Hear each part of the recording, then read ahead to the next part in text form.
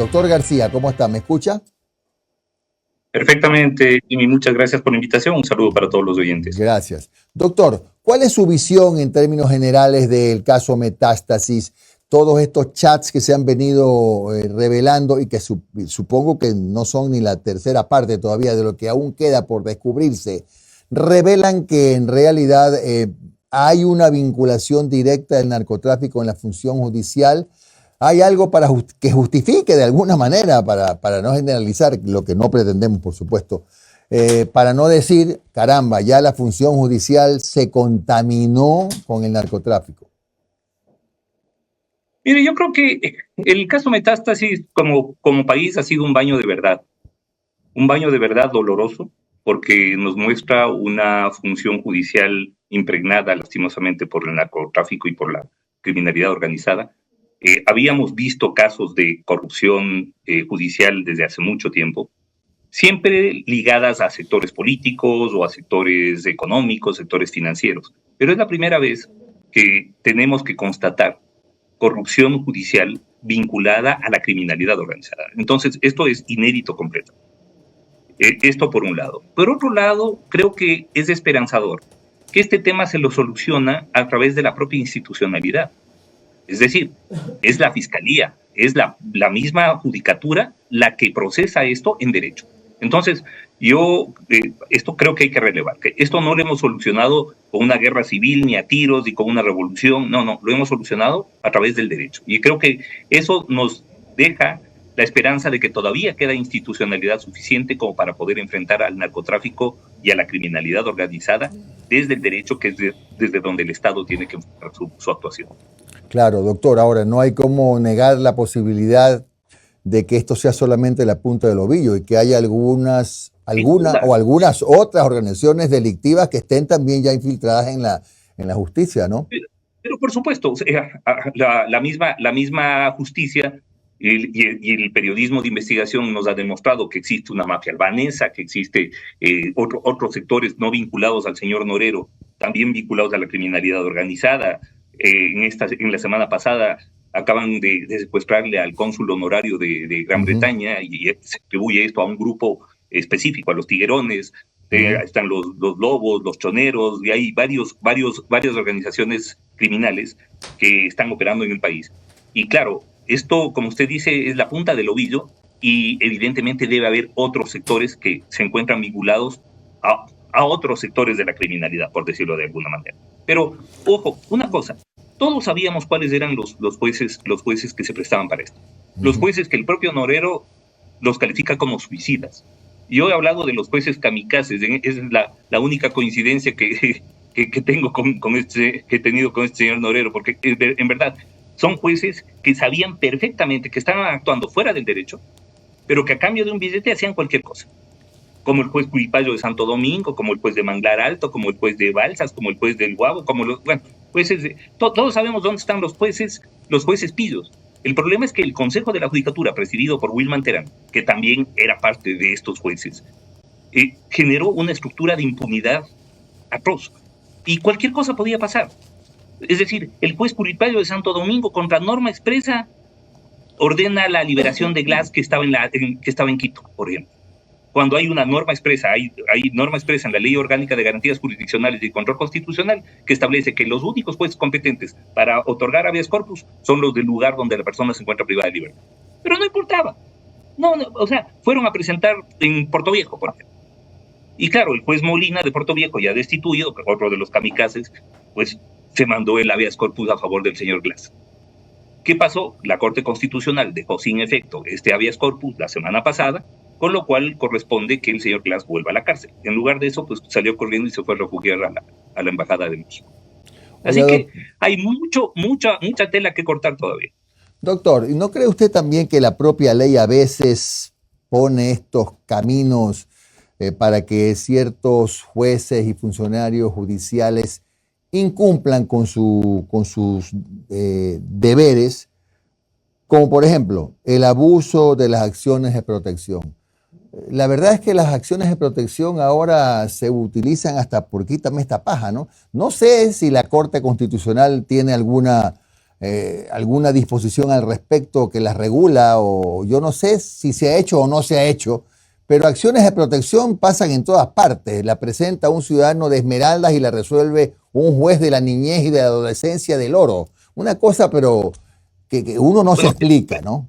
pero Baricato, si hay algo que critico a Fiscalía, una Fiscalía a la que, por cierto, aplaudo su accionar, pero si hay algo que critico a la Fiscalía, es que no ha sido suficientemente enérgica con los jueces. Deberíamos tener varios jueces presos por prevaricato, no solamente por criminalidad organizada, por prevaricato. Lo que usted dice, ¿cómo es posible que un tema de Esmeralda se presente en el Oro? ¿Cómo es posible que un tema de Guayaquil se presente en San Borondón? Que es lo típico, pues. Vaya usted a San Borondón y vaya a ver cuántas acciones de protección se resuelven sobre temas que atañen solamente al Cantón Guayaquil. Entonces, claro, esos jueces están prevaricando y ese no es un problema de la ley. ¿Por qué? Porque la ley claramente establece que solamente son competentes los jueces del lugar donde produzcan los efectos del acto dañoso. La ley claramente señala en el Código Orgánico Integral Penal que el juez que actúa contra norma expresa es prevarica. Entonces, no es un problema de leyes. Pero si encima de eso tenemos a un pícaro en la presidencia del Consejo de la Judicatura, como Terán, por ejemplo, que se encargó a través del control disciplinario de proteger a todos estos jueces, y ya vemos por qué, porque además era parte del gremio. Entonces, imagínense usted que, claro, los jueces hacen lo que les dé la gana. Es decir, los jueces, al igual que toda persona que delinque, lo hace bajo criterios de probabilidad. ¿Qué probabilidad hay de que si hago esto, puedo sufrir consecuencias? Ah, no, es que está Wilman Terán de presidente. Entonces, ¿qué probabilidad? Cero. Puedo hacer lo que me da la gana. El juez de Manglar Alto resuelve sobre una persona que está privada de la libertad en la Tacunga, que es lo que pasó con el primer habeas corpus de Guillos. De Manglar Alto. Lo que usted dice. El juez de Balsas le devuelve los bienes a Daniel Salcedo, que estaba privado de la libertad en Guayaquil. Entonces, claro, no es un problema de ley, es un problema de falta de control disciplinario adecuado. Porque si los jueces supieran que el Consejo de la Judicatura los va a procesar disciplinariamente y que Fiscalía les va a meter preso, no lo hacen. Así de sencillo. O sea, si lo hicieron es porque se generó toda una estructura de total impunidad. Entonces es más problema de la judicatura que de la fiscalía. Sí, por supuesto. O sea, cada cual tiene que hacer su trabajo. Obviamente, si judicatura, imagínense, hay un montón de casos de jueces en los cuales las cortes han establecido error inexcusable. Inclusive la Corte Constitucional ha señalado el error inexcusable de un montón de jueces. Y esos jueces siguen trabajando. Y no se les ha procesado disciplinariamente cuando deberían estar votados en la calle. Pero la judicatura, pues, se dedicó. Es que, ojo, lo que ha pasado en estos 9 meses es alucinante. Hemos tenido malos consejos de la judicatura en general. Pero en estos 9 meses, entre Wilman Terán y Javier Muñoz, han destrozado la poca institucionalidad que quedaba en la justicia. Es una cosa pero es una cosa de locura. Y es más, o sea, lo han hecho de la mano de la criminalidad organizada. Porque si usted se pone a ver cuáles han sido los grandes beneficiarios de las acciones suicidas, como decía Norero, de los jueces, era la criminalidad organizada y sus socios políticos, obviamente, ¿no? Porque ya vemos en los chats donde Norero le decía a Correa, oiga, me costó 250,000 sacarle a Glass, me debe el favor cuando vuelva. Así que mientras tengamos sectores de la política vinculados a la criminalidad organizada y sectores de la institucionalidad judicial, policial, militar, vinculados también a la criminalidad organizada, pues obviamente vamos a seguir teniendo estos mismos problemas. Doctor García, buenos días. Omar Jaén le saluda. ¿Cómo está? Gracias por su tiempo. Doctor, usted como ex, creo que usted es, no sé si todavía está en la directiva o fue expresidente del Colegio de Abogados de Pichincha. Porque le quiero dos veces presidente del Colegio de Abogados y 2 veces presidente de la Federación Nacional. Hoy ya estoy fuera de toda directiva. No, le pregunto esto porque también hay que hacer una reflexión casa adentro, ¿no? Se puede criticar a la fiscalía, a los jueces, me muero de la vergüenza. Y los abogados, o sea, porque también, por ejemplo, se ha abierto un debate, ¿no? Que dicen, ¿qué está pasando en las facultades? Pues, ¿no? ¿Qué es lo que estamos sacando desde las facultades? Porque estamos viendo que toda esta trama no podría ocurrir sin la punta o la pata de la mesa que se llama la parte de los abogados, ¿no? ¿Verdad? ¿Qué está pasando con los abogados? A dudas. Vea, es vergonzoso el rol que hemos cumplido como gremio profesional. No, obviamente no se puede generalizar. Evidentemente se trata de casos excepcionales, pero que no, es una basura que no se la puede esconder debajo de la alfombra. Como expresidente del Colegio de Abogados, como expresidente de la Federación Nacional de Abogados del Ecuador, como ex subdecano de la Facultad de Jurisprudencia de la Universidad Central, creo que como gremio solamente podemos pedir disculpas a la sociedad por el triste papel que algunos colegas han jugado, en este caso, como facilitadores de la corrupción judicial a favor de la criminalidad organizada. Y es más, o sea, usted ve que esos mismos abogados eran abogados de los sectores políticos y de los sectores del narco. Juntitos, los mismos. Algunos inclusive han terminado muertos, ¿no? Asesinados por sus propios clientes. Así que, no, realmente es muy triste el papel. Y lo que usted dice, y me parece que es muy acertada su apreciación, usted está poniendo el acento en un tema que hay que enfatizar. Nada de esto sería posible si no hubiera una deficiente formación jurídica. Así es, no podemos tener mejor justicia si no tenemos mejores facultades de jurisprudencia. Si las facultades de jurisprudencia siguen, es más, los mismos errores que comete el Consejo de la Judicatura a la hora de seleccionar jueces, cometen las facultades de jurisprudencia a la hora de seleccionar profesores. Mientras no sea la excelencia, sino el amiguismo, el compadrazgo, el ser parte de un círculo reducido de mediocres, además, lo que determina el que una persona pueda acceder a la docencia, no vamos a poder mejorar esto. Solo cuando tengamos mejores facultades de jurisprudencia vamos a poder tener una mejor administración de justicia. No está lo uno desligado del otro. Y en eso usted tiene toda la razón. Doctor, le consulto, usted con su experiencia, más allá de lo del caso Metástasis, cuando una fiscalía obtiene el dispositivo móvil de un investigado, ¿cuánto tiempo más o menos demora la explotación de uno de estos dispositivos? En su experiencia, ¿no? Con casos que usted haya conocido. Sí, todo dependerá. Puede durar bastante, puede durar mucho, porque todo depende de la cantidad de mensajes que haya, todo depende de la aplicación que se haya utilizado, de la encriptación que eventualmente tenga el teléfono. Entonces, muchas veces, y he tenido casos en que ha sido necesario acudir a asistencia internacional técnica para poder explotar los celulares, que es el término que se utiliza para la extracción de la información. Entonces, es un tema complejo. O sea, no es un tema de que cojo, abro y aquí están los chats en WhatsApp. Porque normalmente la gente, sobre todo la gente de la política y de la criminalidad organizada, no funciona así. Tratan de tomar sus cautos, digamos, sus seguridades. Doctor, y eso hace que eso pueda demorar un poco más. Sobre el tema del señor Wilman Terán, de lo que usted ha podido ver del caso Metástasis, ¿cuál es la prueba contundente para haberle dictado prisión preventiva? Porque, por ejemplo, estábamos antes de su entrevista escuchando unas declaraciones de su colega Mauricio Alarcón Salvador, que dice, mira, que te mencionen en un chat no necesariamente es una prueba contundente en tu contra. Yo también he conversado con otros abogados que dicen, mira, realmente, si tú te das cuenta, dice, todos las grandes peces del Metástasis son referenciados en chat. No es que hay un chat directamente de ellos con Norero. Eso era prueba suficiente como para que a uno de los procesados dictarle prisión preventiva, porque ahí también depende, ¿no? Por ejemplo, el señor Ramírez del SNAI, hay una parte del chat en donde Norero dice, yo a él lo manejo a mi antojo y sin un centavo. Y él tiene medidas sustitutivas. En cambio, otras personas que son referenciadas por terceros, ni siquiera por el propio Norero, sino por terceros con Norero, sí tienen prisión preventiva. Entonces, ahí viene ese aura de selectividad que a veces que ensombrece todos estos casos. A ver, bueno, sobre esto hay que dejar en claro un par de cosas. Primero, la prisión preventiva, la decisión de dictar prisión preventiva es del juez, punto uno. Fiscalía lo requiere, pero es del juez del Caribe. Punto dos.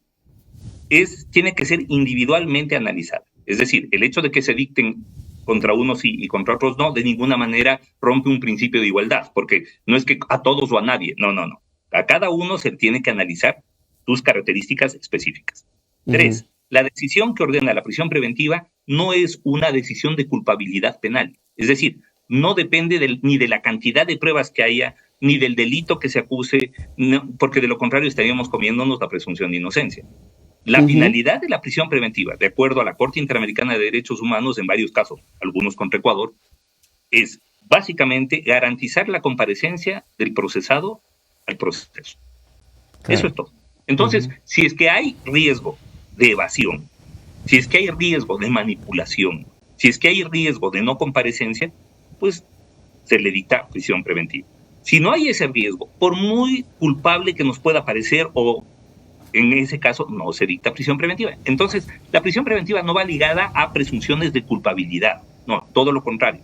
La prisión preventiva tiene que preservar la presunción de inocencia y para eso tiene que cumplir fines netamente procesales, no fines materiales del caso. Ahora, porque, por ejemplo, estuve conversando con unos abogados y me decían, mira, en Honduras la verdad hay un pocotón de gente que ha sido nombrada en esos chats y ni siquiera fueron allanadas. El fiscal Tuainga, el señor Carrillo, el señor Ordóñez, entre otras personas. Dice, entonces, ¿por qué a unos que sí se los menciona, sí se los allana, y a otros, ¿por qué ni siquiera se los convoca? A ver, lo que pasa es que en los chats a algunos se los menciona y hay la evidencia de que hicieron las cosas que se menciona ahí. ¿Sí me explico? Es decir, si dicen, oye, hablé con el juez tal, con el juez Curipayo, y nos pide 250,000, y claro, porque además negocian como negociar quintales de arroz, ¿no? Porque dicen, hablaste con él y no, dice que tanto. No, bájale un poco, o si no, dile que ya, eso, pero por los tres, el combo.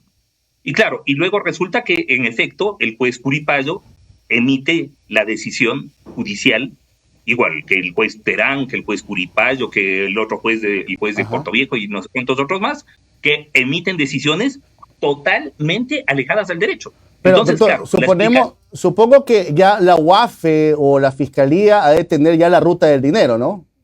Fijada muy complicado, porque nadie va y deposita en la cuenta. Y por ejemplo, a la fiscal que dicen que le entregaron un collar Cartier, supongo que ya le han de tener confiscado ese collar, o una fotografía del momento en que le dieron el collar. Independientemente de que le hayan entregado o no le hayan entregado, de que aparezca el collar o no haya aparecido el collar, lo que están diciendo es que eso lo hicieron a cambio de una decisión inadecuada. Y el tema es que, claro, hay la decisión inadecuada y hay, obviamente, esta evidencia en donde vinculan esa decisión inadecuada a actos de corrupción.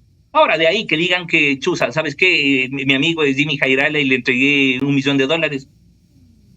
Eso, ahí no tiene nada que ver. Pero si el señor Jimmy Jairala es juez y le dice, entregué $1 millón a cambio de que el señor Jimmy Jairala dicte un habeas corpus que no podía dictar, porque resulta que es juez del Guabo y la persona está presa en la penitenciaría litoral, entonces ahí sí hay la presunción, digamos, la relación de causalidad y nexo entre lo uno y lo otro. Ahora, doctor, pero por ejemplo, también hay un chat en donde dice, se acercó un abogado de Villavicencio a pedirme $250,000 para darme blindaje mediático. No sabemos si existe ese abogado, no sabemos si es que... Perdóneme, ahí usted está faltando a la verdad. No hay un ¿Sí, chat, no? no hay ningún chat. ¿No hay ninguna declaración que Villavicencio haya pedido plata? Señor, ¿No hay?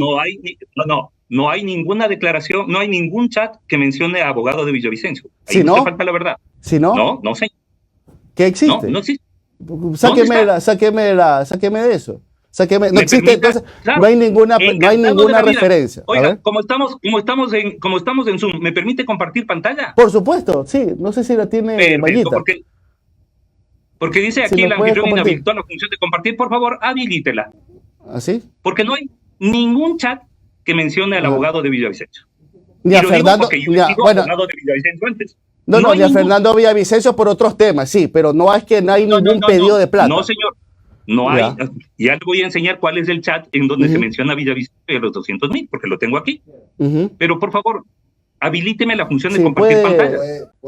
Puede habilitar en el Zoom para que pueda compartir pantalla, para que pueda mostrar un documento. Sí, claro. Ahí está. Listo.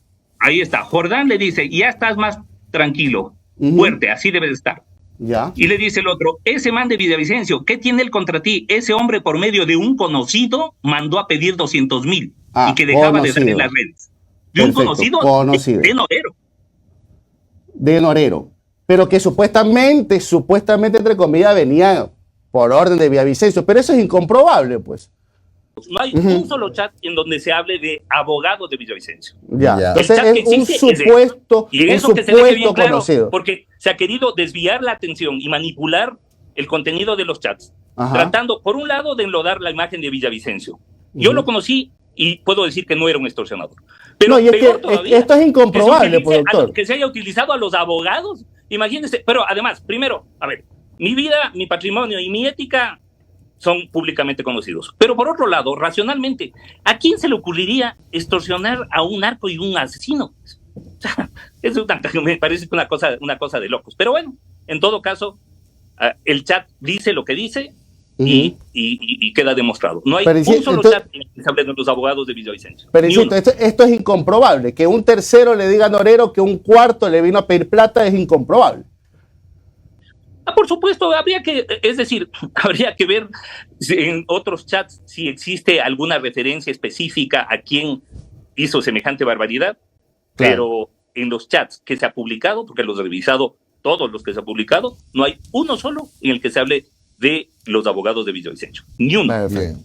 Muchas gracias al doctor Ramiro García, penalista, que nos ha dado su opinión sobre el caso Metástasis. Buen día, doctor, muy amable. Jimmy, muchas gracias. Saludos. Gracias.